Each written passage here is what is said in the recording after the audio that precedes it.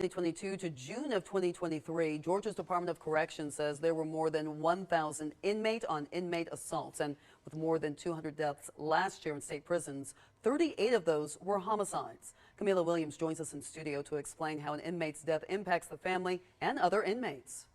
Yeah, good evening, Lori. 4 inmates have died in 9 days across 3 central Georgia prisons. That has people talking about safety and staffing in Georgia prisons and how that violence affects families. I spoke with a family who says they constantly worry about their loved ones, and a Macon woman told me her husband is in prison and he wears his shoes at night. That's because he has to be ready if a fight breaks out.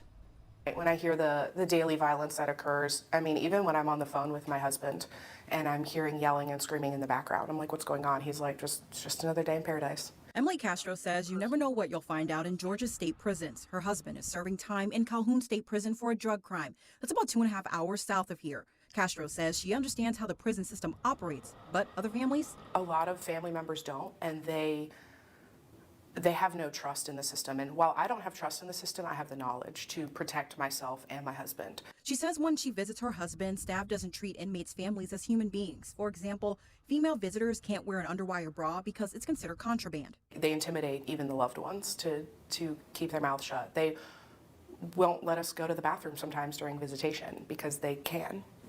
And I think that's disgusting. Atia Hawley with Southern Center for Human Rights researches how people are treated in Georgia and Alabama prisons. She says for the thousands of inmates, it's a death sentence. People are unsafe. The level of weapons in these facilities is unconscionable.